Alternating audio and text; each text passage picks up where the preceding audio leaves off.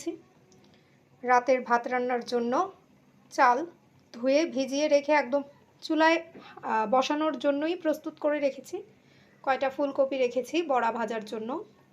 আর সবজি 2 ভাগে আলাদা আলাদা করে সেদ্ধ করে নিয়েছি। একটা ফ্রাইড রাইসে দিব, কিছুটা পোলাওর চাল ছিল। তো ভাবলাম অর্থের জন্য অল্প করে সবজি পোলাও রান্না করব, সাথে অর্থের নামে আমরাও কিছুটা খাবো। আর ভাত তো হবেই রাতে, আর সকালের জন্য সবজি, ম্যাকারনি, পাস্তা।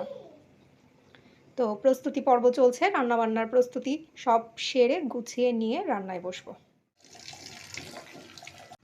আর দেখতে পাচ্ছেন এখানে সেদ্ধ হয়ে যাওয়া ম্যাকারনিগুলো ঠান্ডা পানি দিয়ে আমি ভালোভাবে ধুয়ে নিচ্ছি। এতে করে পাস্তাগুলো একটি আরেকটির সাথে স্টিকি হয়ে লেগে থাকবে না, এবং এটা পাস্তাটাকে ঝরঝরে করতে অনেকটাই কার্যকরী। ঠান্ডা পানিতে ধুয়ে নিয়ে কিছুটা তেল মাখিয়ে রাখলেও আঠালো ভাবটা থাকে না।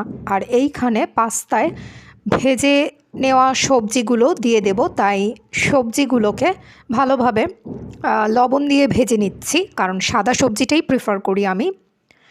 আর তেল গরম হতে দিলাম গরম মশলাগুলো এখন এখানে কষিয়ে নিচ্ছি। দেখতে পাচ্ছেন মশলা কষানো হচ্ছে সবজি পোলাও তৈরি করার জন্য। এখানে পেঁয়াজ, রসুন আর আদা বাটা সাথে গরম মশলার ফোড়নে মশলা কষিয়েছি। আর দেখুন, পোলাও রান্নায় সবসময় আমি চালটা ভেজে নিতেই পছন্দ করি, কারণ ভেজে নেওয়া চালের পোলাও আপনি সংরক্ষণ করে খেতে পারবেন। পানি দিয়ে দিলাম পরিমাণ মতো পোলাওয়ের চালে। এবার পরিমাণ মতো বলক আসবে, কাঁচা লঙ্কা দিয়ে দিয়েছি, লবণ আগে থেকেই দেওয়া ছিল। সবজিগুলো সব শেষে পোলাওয়ের সাথে মিশিয়ে দিলাম। তৈরি হয়ে গেল সবজি পোলাও। আসলে এটাকে ফ্রাইড রাইস বলা ঠিক হবে না, কারণ ফ্রাইড রাইসে উপকরণ, পদ্ধতি, মশলা সব কিছুই রান্নার পদ্ধতি আলাদা হয়, এবং সেটা চাইনিজ স্টাইলে হয়।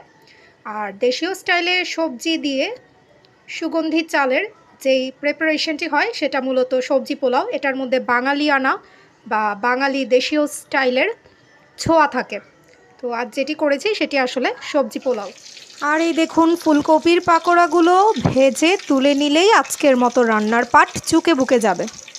আসলে দিনের বেলায় গ্যাসের খুব সমস্যা হয় বিধায় সন্ধ্যার পরপর গ্যাসের উত্তাপ অনেকটাই থাকার কারণে এই সুযোগটাই লুফে নেওয়া হয়, নয়তো রান্নাবান্নার আসলেই সমস্যা হয়ে দাঁড়ায়। সবাই ভালো থাকবেন, সুস্থ থাকবেন, সাথেই থাকবেন। ধন্যবাদ সবাইকে।